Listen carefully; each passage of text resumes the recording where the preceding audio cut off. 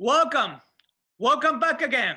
Welcome to another exciting episode of Carving the Divine TV. My name is Yujiro Seki. I'm a director, writer, and producer of the documentary Carving the Divine. Carving the Divine is about the Buddhist Sculptors of Japan, and I'm ready to present it for the first time in the world. But before I do so, I thought it would be a great idea to introduce basic concept of Buddhism and the history of Buddhism, so that when you guys finally watch my documentary, you guys can watch at the maximum value. So today, we're going to be talking about something super special, something practical. We're going to be talking about the parenting and Buddhism. I've never had a kid before, so I don't even know where to even start. So that's why we invited somebody very special who can talk about this subject like a back of her hand. So I would love to introduce to you the deputy editor of the famous Buddhist magazine, Lion's Roar, Andrea Miller. Welcome to our show. Oh, thank you so much. I'm so happy to be here. I'm a real fan of your film, so this is great. Thank you so much for nice words. Yes, I know there's nobody who doesn't know about you in your industry, but just in case, for the people who don't know anything about you, please introduce yourself. Oh, I think there are a lot of people who don't know about me. So yes, I'm happy to tell you about myself. My name is Andrea Miller, as you said, and I'm the deputy editor of Lion's Roar magazine. I've been there for about 15 years. I am also the editor of several anthologies and the author of a couple of picture books, and I am the mother of 2 children. I have a girl who is 5 and a boy who is 3. I was born in Halifax, Nova Scotia, that's in Canada, and I live there now. But for many years, I lived abroad. I taught English as a second language or as an additional language in Mexico, Japan, and Korea. And before I started working for the magazine, I was not a Buddhist. And I actually had my first introduction to Buddhism when I was working as an English teacher in Halifax. My coworker, who was a Buddhist, knew that I was really interested in yoga. So he gave me a copy of the Shambhala Sun. That's what Lion's Roar used to be called before it was called Lion's Roar. He gave me a copy of the Shambhala Sun. It was the yoga issue. And I loved it. I was just amazed by it. I'd never encountered Buddhist teachings before. So he ended up giving me another issue of the magazine. And then I discovered that the magazine was actually produced and is still today, produced in Halifax, which is my hometown. And I had studied journalism in university. So I immediately decided I want to work there. And I started reading books about Buddhism, and I started paying attention to what was going on in the magazine. And about 4 years later, a job came up at the magazine. So I applied and I got it. And that was great. But I still didn't think of myself as a Buddhist. And although I was very interested in Buddhism, I was also somebody who was very leery of organized religion. And I just was not somebody who felt any great need to join something. So it was fine. For the first 6 years that I was at the magazine, I read a lot of Dharma, both on the job and off the job. I practiced with a couple of different Buddhist communities. And, you know, I practiced meditation. But I hadn't really found a community that really felt like a fit, or a teacher that really felt like a fit. But then for work, I went on a retreat with Thich Nhat Hanh. And that really felt like a fit for me. And basically since then, I've thought of myself as a Buddhist. Wow, that was quite a story. So thank you very much for that. So yeah, you told me about the Lion's Roar. Of course, everybody should know Lion's Roar, but just in case for the people who don't know anything about the Lion's Roar, please tell us about the Lion's Roar? Sure. Lion's Roar is a independent nonprofit. So it's not associated with any particular Buddhist school, and it strives to publish material about all Buddhist schools. And let me just show you a couple of copies. This is the most recent issue. This is the current issue. This is another issue that we recently did. So Lion's Roar has all sorts of different types of material in it. It has journalistic pieces, it has a lot of teachings, it has really practical pieces about how to incorporate Buddhist wisdom into your life and improve your life. So the heart of the matter is, how can Buddhist wisdom and practice improve individuals' lives and also society? That's really what we're all about at the magazine. And the other thing I would say about the magazine that I really love as well is that we have some just good, interesting stories. Even if you're not a Buddhist, it's a really it can be a really interesting read.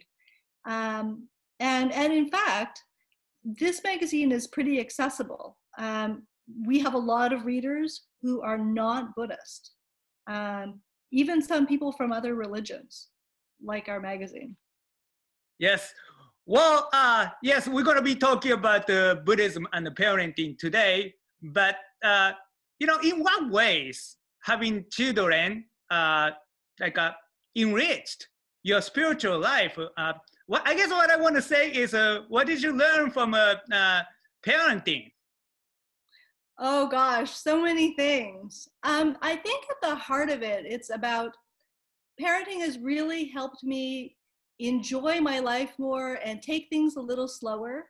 I think before I had kids, I was one of those people who was always really busy, always doing something. I couldn't really slow down. And then when I became a parent, I was so busy. My kids are only 17 months apart. So, everybody needed something at the same time. So I was so busy that when I did have a moment, I was, I quickly learned how to take advantage of it and just enjoy where I am at the moment. And sort of related to that, kids are really, they really live in the moment. And they have the ultimate beginner's mind. They're new to this world. They see everything with fresh eyes. And just by being there with us, they help us see with fresh eyes too. And one example I really think of is when my daughter was a baby. She was my first child, and I was so keen to teach her things. I had read that it's really helpful for children when they're developing language skills to just talk to them all the time. So if you're doing something, if you're washing the dishes, tell them about how you're washing the dishes. So basically prattle on all the time. So being a new mother, I was very keen to teach my daughter to talk, so I did that. And I also wanted to teach her social skills too. So I used to take her to this class called Baby's First Books at the library. And one day, it was raining out, but I went anyway. I covered her stroller up with plastic so she wouldn't get wet, but I knew I was going to get wet. So I put a change of clothes in my bag. And then when I got to the library, I went to the bathroom to change my clothes. And of course, trying to teach her how to talk, I was narrating to her everything I was doing. Okay, mommy got wet out in the rain, mommy's getting changed. And then I started to explain about rain. There was water up in a cloud, and then it fell down to earth. And at some point while I was explaining this, the wonder of that really hit me. The wonder of the fact that there was water and it fell down to earth and it landed not just on me and my sweater, but on plants and on trees. And it's, this life-giving liquid that enables us to live. And I was just struck by the wonder of that. And I wouldn't have been struck by such an ordinary thing as being so miraculous if she wasn't there in my life showing me that what it's like to live in the world with fresh eyes. Wonderful, wonderful. So now I would like to ask you, so how do Buddhist teachings or practices help you with parenting? Well, the first thing I would say is that the teaching of impermanence really helps me. It helps me put things into perspective. Sometimes it's really stressful having kids. A lot of people making demands, I want an apple, and dinner is burning, and, somebody else needs a diaper change. So things can be very stressful. But when I remember the teachings of impermanence, it helps me to, just put it into perspective and know, okay, well, this situation isn't going to last, and just take it from there, to breathe. And on the other side of that, the teachings of impermanence help me really tap into the wonderful moments of parenting too. I know that my kids are not going to be this age forever. They're just little ones. So I really try to take advantage of the sweet, wonderful moments. I make time to snuggle with them and to really pay attention to them. And paying attention, that's an important point. I remember my teacher, Thich Nhat Hanh, talking about how giving your presence to someone, that's the best gift that you can give them. And as a mother, I really try to give that to my kids. And paying attention, focus, deep listening, these are things that I've been practicing because of my Buddhist practice. And I employ them in parenting. Of course, I'm a long way from enlightened, so I have a ways to go to perfect them, but it's a work in progress. So yes, are there any practices or exercises that you do with your kids so that they can be more mindful and stuff? Well, for teaching my kids about Buddhism and mindfulness, I have some ideas on that. My kids are still really little. They're only 3 and 5. So I don't teach formal sitting meditation to them yet. That said, when emotions are high, when they're really wound up, upset, hungry, tired, and they need to kind of chill, I encourage them to take a mindful breath. And they also have a kind of a mantra that they say, that I encourage them to say, I am calm. So I'm basically trying to teach them how to take care of their strong emotions. So that's one thing.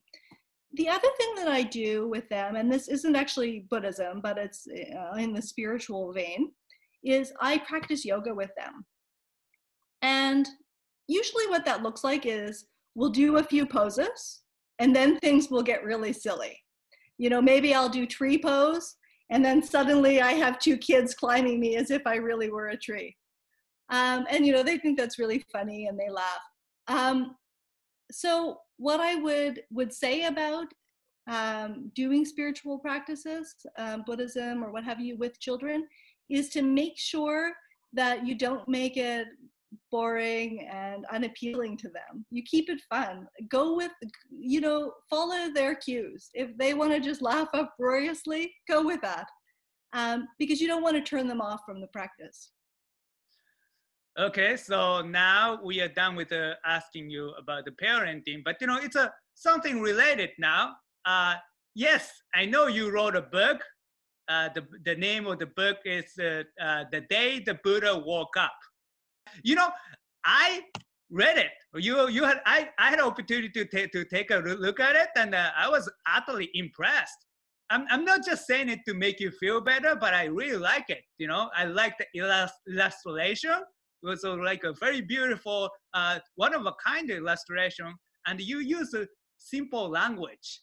And often we forget about one of the most important messages in Buddhism, and you express that very, very clearly. And I would recommend everybody to take a look at it. But I don't want to keep talking about it forever, so I want you to tell us, about the book. So please tell us. Wow, thank you so much, Yujiro. That was really nice. So this is the book here. It's called The Day the Buddha Woke Up, and it is about the Buddha's life and his teachings. It was published by Wisdom Publications, and the illustrations were done by Rima Fujita, a really talented Vajrayana Buddhist. So the main message of this book is that true happiness is possible. And it's possible not by acquiring things or by having status, you know, by being a little prince, for example. True happiness is possible when we enjoy this moment without wishing it was a different moment. And I'll just give you a little taste of the book. I'll show you the first spread here. So it says, Siddhartha was born a prince. And what I really like about this spread, for example, is you see you have the baby Buddha with his mother there. And this is kind of an unusual picture in Buddhist art.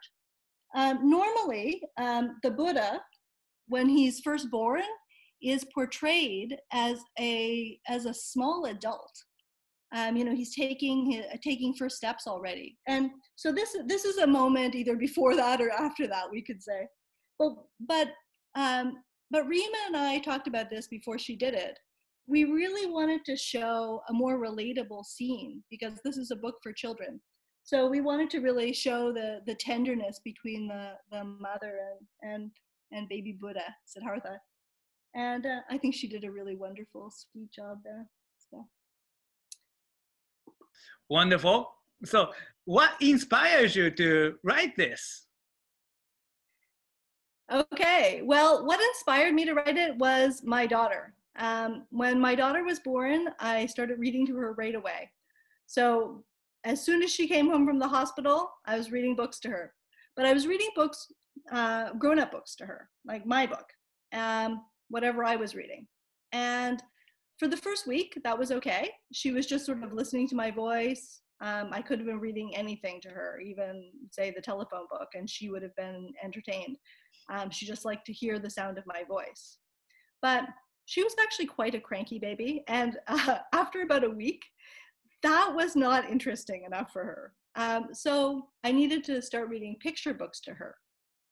And for really small kids, you actually are better off with books that are specifically for tiny kids. So board books, those are these kind of hard, durable books that are perfect for rough little hands. You know, people who want to chew books or rip up paper.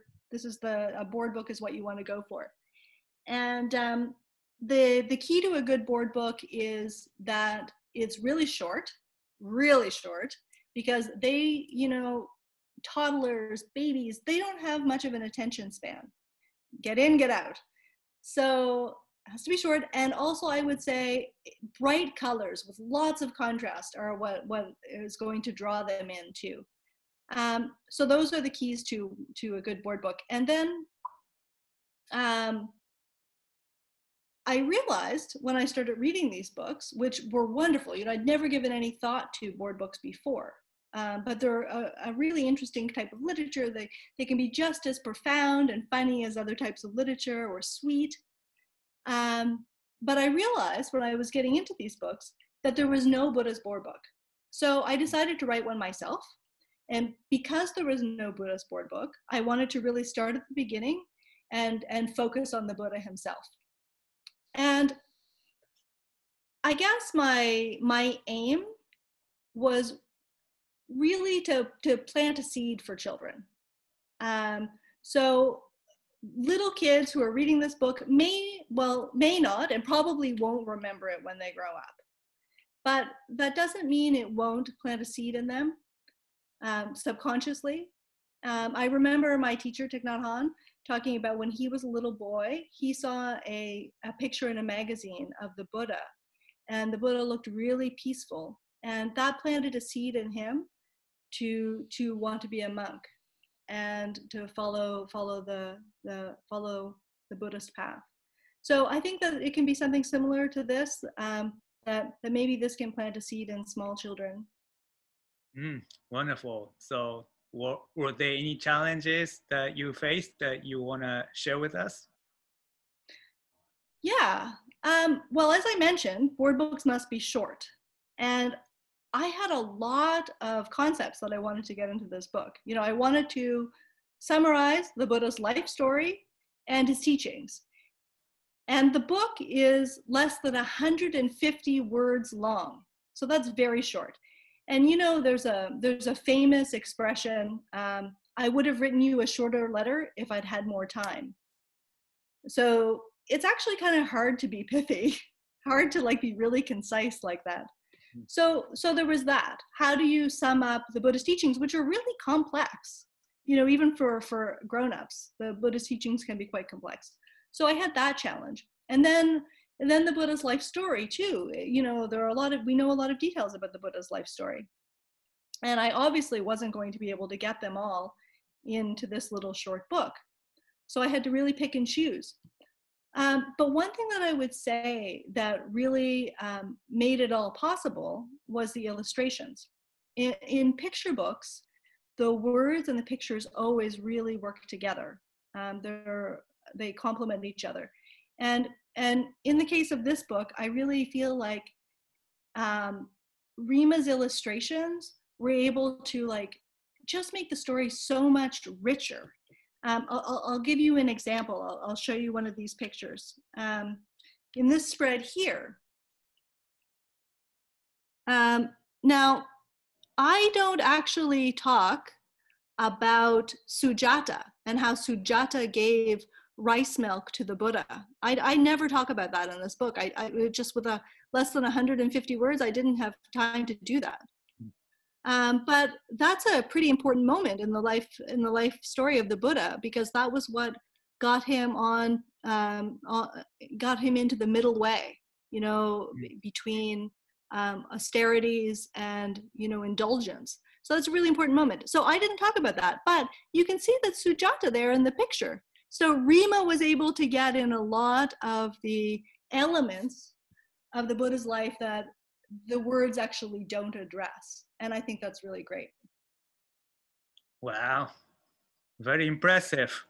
Yeah, it kind of reminds me of, you know, in pre-literate cultures, in the churches and the temples, the artwork was sort of telling these religious or spiritual stories to people who couldn't read. And so it's kind of like that.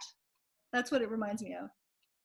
Very impressive. Yes, I see all that cathedral. They have a bunch of paintings and all this on the wall, and it tells the story of Jesus. So yeah, the same idea. But you know, I really like it, so I want to purchase it for myself. Go, thank you. Very nice. Well, so like in terms of the book industry, I know that you've been working in the industry for 15 years, but you know, what has the industry changed in terms of mindful children's literature? Oh, wow. It has actually changed enormously. So it was about 13 years ago that I started writing the book reviews for the magazine. Now, I should mention that I recently stopped writing the book reviews, but I'm still really involved in choosing the books. But I wrote the book reviews for a long time. And 13 years ago, when I started writing the reviews, there were hardly any Buddhist or mindful books being published for children. And so whenever one was published, whenever I got my hands on one, I was sure to review it. And even so, I was only reviewing a children's title every once in a blue moon.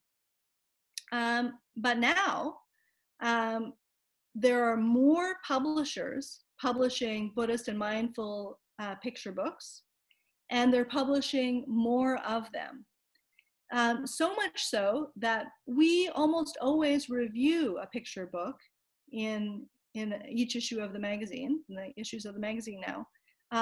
Every once in a blue moon, we do two. And even so, we're not reviewing most of the children's books that are being published in this category.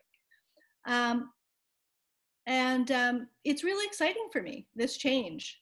I think that the world is in a really troubled place right now, and the sort of the lessons in these picture books, you know, they're things like compassion and how to take care of a strong, difficult emotion such as anger, you know, things like that. The world needs those lessons right now. We need to give children lessons in those themes. Mm-hmm.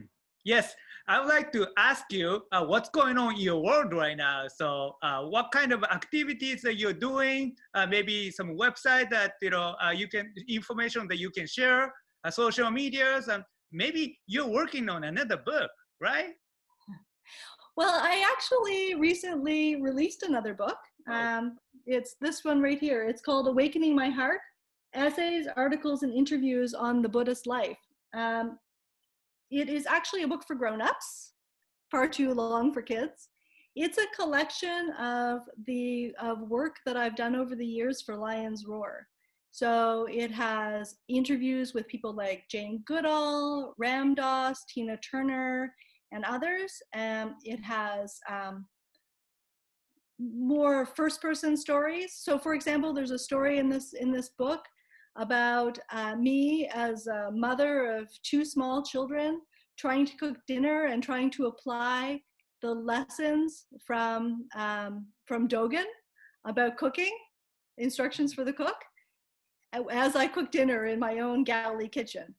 And it also has a whole lot of other things in here too. So check it out. Wonderful, wonderful. Is there any website that I can go to check out more of your stuff? Well, check out Lion's Roar.